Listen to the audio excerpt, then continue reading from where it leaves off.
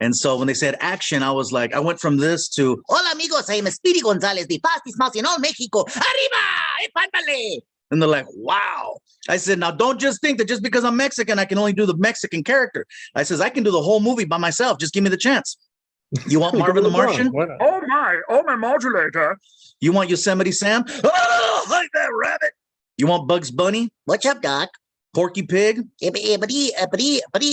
I'm sure. Give me the chance. I'll do LeBron too. Hey, I don't know. That sounded more like Shaq. But anyway, yeah. And if I... What's going on, Gabriel? How you doing? Oh, that's a cool mug. Doing well, thank you. You got your animals. I got my animal here, but he's... We're all doing our thing over here. You know, we got cheese sticks. I got my soda. I got my pups. It's like past midnight all here the in comforts Dubai. all the comforts of home. That's true. That's good. That's good. Anyway, congratulations on the movie. Thank you. Super fun. Okay, let's start off just like straightforward. Why are people always trying to cancel Speedy Gonzales, man? Like, what's with like constantly like there's people getting offended for other people, like, oh, we can't have this character anymore. But then it's like, no, there's always a pushback. So can you walk me through what that's like? I'm noticing that the majority of people that are trying to cancel Speedy Gonzales aren't even Mexican, which I find interesting. No one in my family has any issues with Speedy Gonzales. He's, I grew up, he was always a hero in our house, and all my friends, I haven't spoken to anyone who finds him to be offensive or, not appropriate. I just think that we're living in a time now where, everybody's a little sensitive, and sometimes, they're going places they shouldn't. And I think that the fact that Warner Brothers reached out and asked me how I felt about it, I think spoke volumes.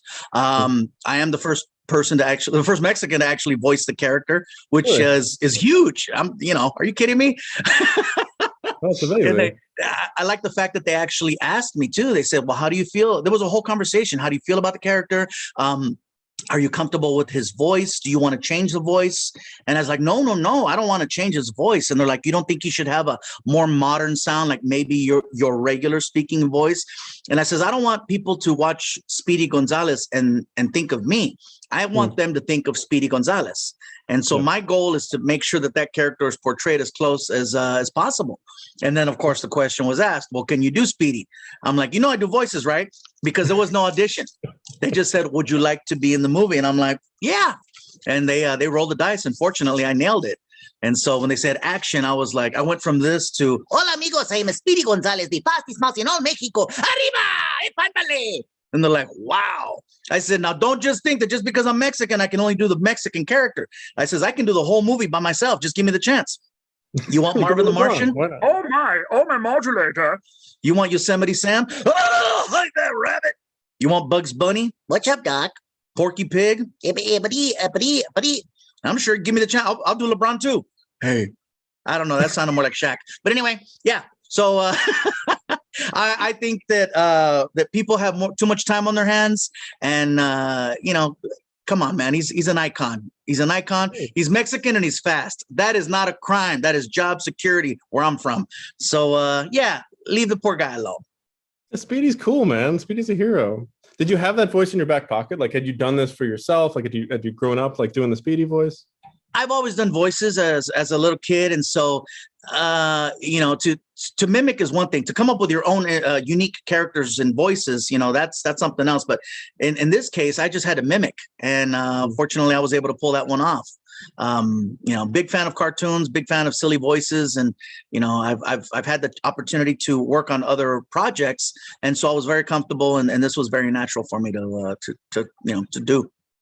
All right. Well, Space Jam 3. You're going to be every character.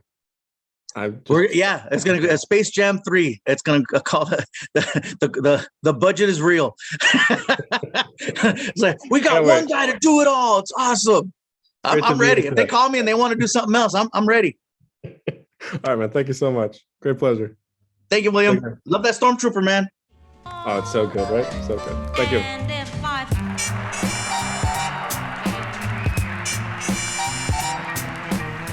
Hello. Congratulations on the film. So great to speak with you. Hi. Yeah, what did it mean to you to be a part of this? Like, what was it about this that you're like, I am so glad to be a part of Space Jam 2?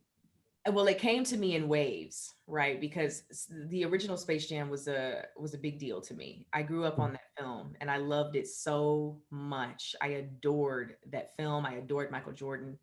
And so, with this new iteration of Space Jam, with this sequel, it meant a lot to me for it to even be coming to fruition, and then to have the blessing of being a part of it was huge, and sort of blew my mind, and I was overwhelmed with joy and gratitude and shock.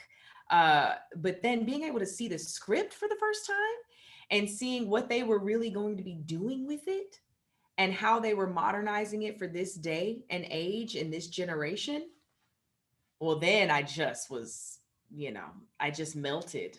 I melted and then had to reassemble myself. I mean, could you articulate that a bit? Because like, what was it about it that you really felt like makes it like a 2021 movie? You know what I mean? Like, what made you feel like, okay, I mean, other than the fact that like, there's coding, there's video games, like Yeah. what in the heart of it that did you really feel like the world has moved forward from where we were? Well, I think it's everything, right? I think it's even what you just said, right? It's the coding and the video games and everything. It's the catalog of Warner Brothers, but it's also, there are things that are pulled sort of pulled up to the surface that we focus on that are just kind of mentioned or highlighted in the original, like family, and that sacrifice for family, the love that's found in authenticity and giving your family space to be and breathe and dream. I think that we sort of double down on that in this story. And I think that speaks directly to this generation today. But then I also just think with the effects, with the special effects, just visually, aesthetically, it speaks to today. It speaks to the generation today, youth and adults. And I love that. I also just love the way the story is told, which I can't say much about, but I just love the way things are modernized in the actual story as well. What are the things you look for? Because you play amazing characters. Like I feel like in your career, there's been such a diversity of the characters that you play. But I mean, there are certain through lines. You know what I mean? So like, how would you identify those through lines? Like, what are the things that needs to be in a character for you to be able to connect with them?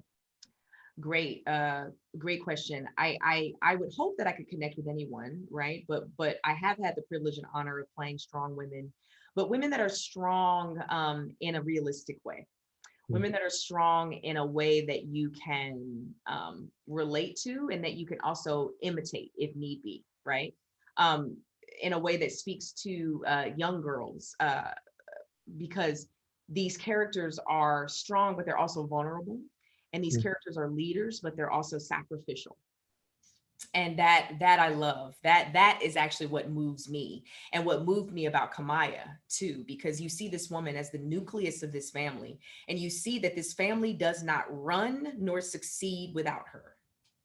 And that I love. I love that you see her co-helming this family so successfully with strength and ferocity, but also with grace and patience and kindness.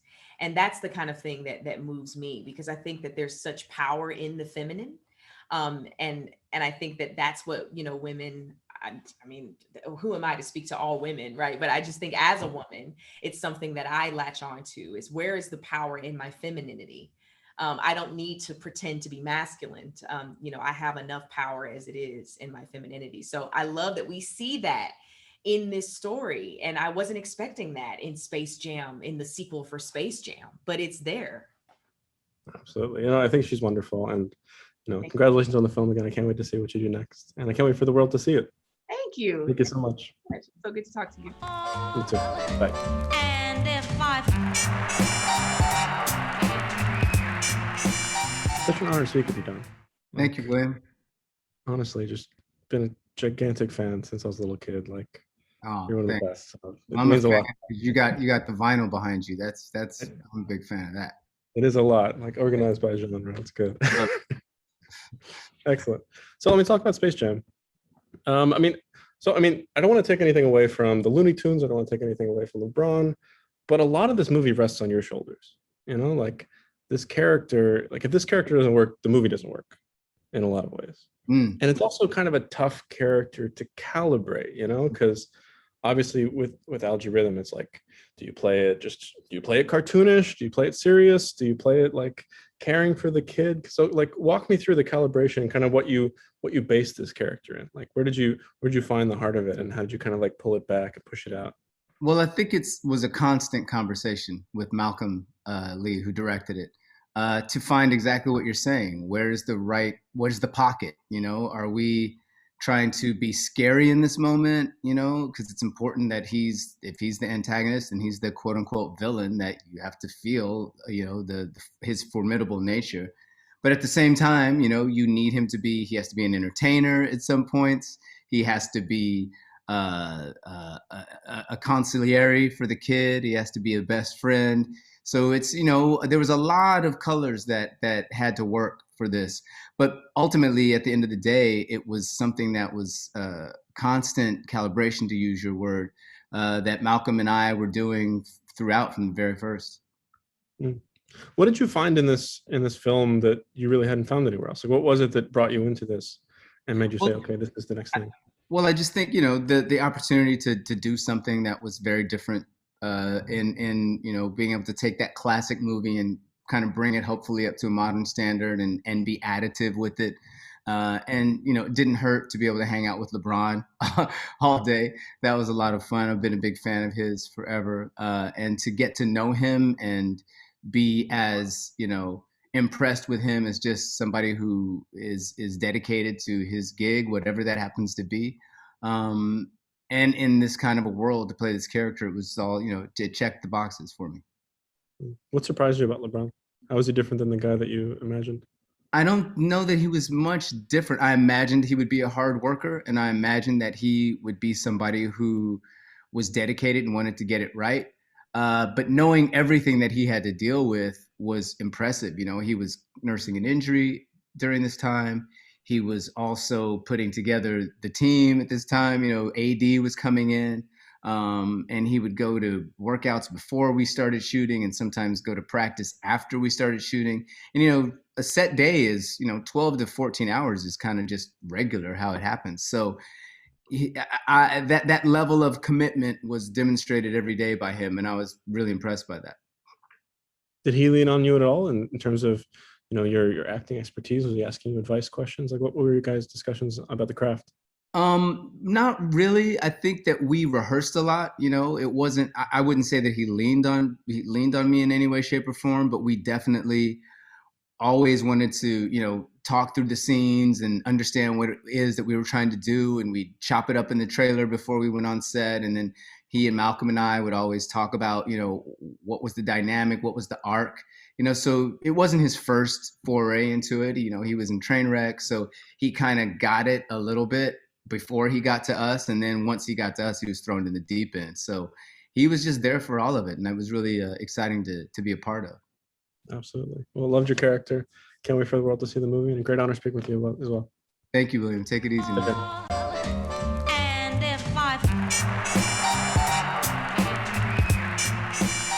That's it. What's up, Cedric? Hey, you look very familiar. I feel like I've seen you. I know, right? We have a lot to catch up on. It's been a while. Yeah. So we talked a bit about LeBron, but tell me about working with Don Cheadle, because you guys do a lot together in this movie. Oh, yeah. And obviously, he's Don Cheadle. Yeah. So tell me about what he's like to work with, and how did he help you out? Oh man.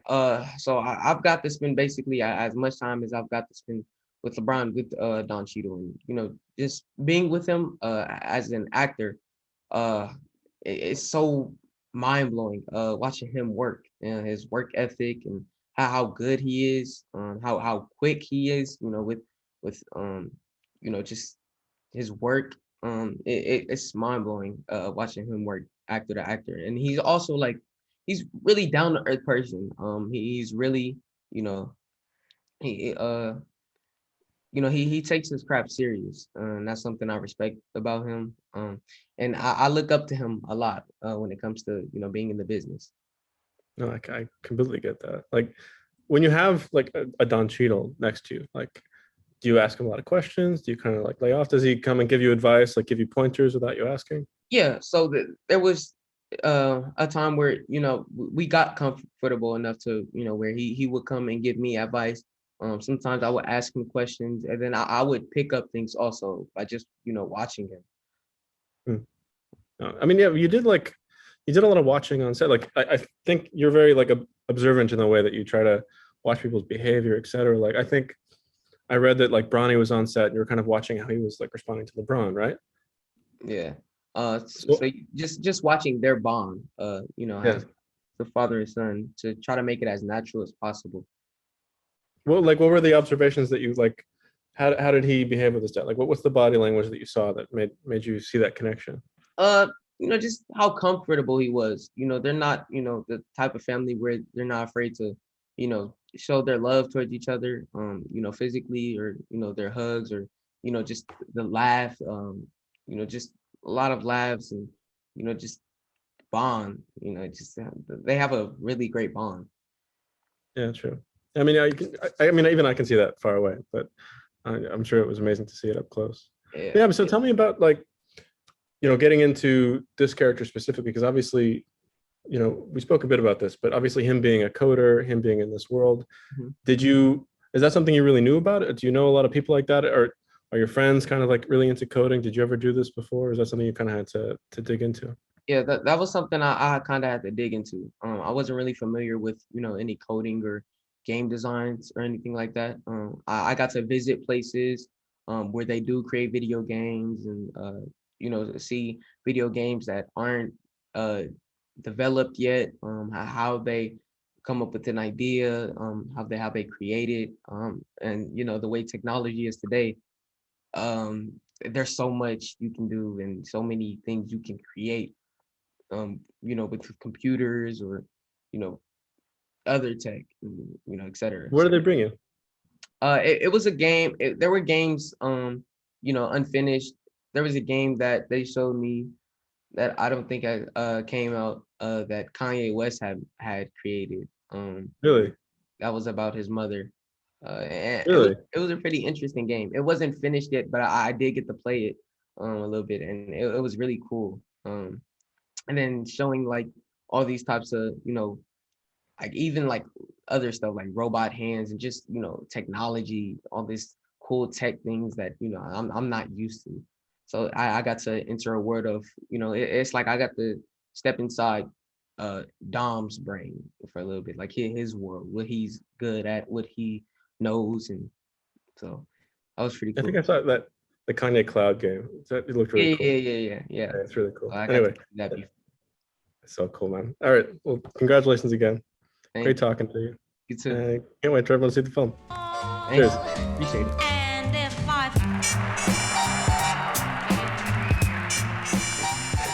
Pleasure to speak to you again. How are you? Doing well. So, okay, I wanted to talk a bit about the process of working with LeBron, because obviously, we saw, he has, tremendous comedic skills, but he's just dipped his toes into the acting world. And here, all of a sudden, he's, not only, taking on this, huge starring role, he's also stepping in the footsteps of Michael Jordan, where obviously they have very different energies, they have different personalities, they have different, everything, value systems. They're different people. But in what ways did you guys work together, just as an actor and a director? Like, what was his approach to the craft? How did he lean on you? What was it about that impressed you most about that aspect of the person? LeBron, first of all, he wanted to be good, and very open to direction. Even though, like you tell, he has his way of doing things, and he's but you can always shake him out of that if it's not exactly what you want to have happen, and you give him a direction. He's like, okay, I got it. And he tries it. And if that's not it, he'll try it again. So, LeBron, I think wants to be good. And I think he wants to be good for the right, I guess, coach or the right, team. And so if he thinks he's got it, he's going to do what he feels. But if he needs help, he'll be open to it. I don't think he never really asked for, clarity, on anything, or like had a disagreement about how I wanted to, do something. It was like whatever, I was asking him to do, he was down with it. Oh, sure. Well, what do you think was your guiding principle throughout this? Like, what was the one question that you're always asking yourself? Like, am I doing this in order to make this work? I think for me, it was always about like setting the right tone, which is what's my approach to every movie. You know, it's like, you know, what's the tone that we want to have for this family film? It has to be, you know, family friendly, but also a little bit edgy, and, you know, modern, and feel like it's something that's going to be for all audiences. So that was always my guiding principle. Sure. Was it hard to, you know, capture the spirit of, you know, these amazing cartoons as well? Because obviously, you know, you're dealing with, you know, the history, you're dealing with, you know, just tremendous jokes with each of these characters, you know, tremendous performances throughout history. Like, Yeah, how much did you dive into the history of the Looney Tunes? You know, I already had an inherent love of them because I watched them, you know, growing up, and then we had, you know, Spike Brandt, who was, you know, like the you know, a wealth of information about the Looney Tunes. You know, he was our animation director, and, you know, if I had a question about, like, well, what exactly is, like, you know, the history of Tweety? Like, what makes, you know, what's the thing that always makes Tweety, you know, tick, or what makes him mad, whatever. And then he, you know, Spike would have those answers, and so like you lean on people like that who have the history and the expertise. What do you think you appreciate differently about the Looney Tunes than you did before? I would say what I appreciate most is just the level of detail and care that goes into creating these characters, and to, you know, like just even just like from the expressions, the voices, the, you know, the looks, you know, the crease in a facial expression, the wideness of an eye. You know, these things you all take for granted, you know, but when it's being drawn and when it's being, you know, animated, you start to understand like the details that an animator takes with them, that you're just like, oh, I didn't realize how much that was a thing, but now I do. Absolutely. No, I think, you know, the timelessness of it is so good, and I think you really captured that. So, you know, thank you so much for that. Congratulations on the movie. Thank you very much. My pleasure. Take care.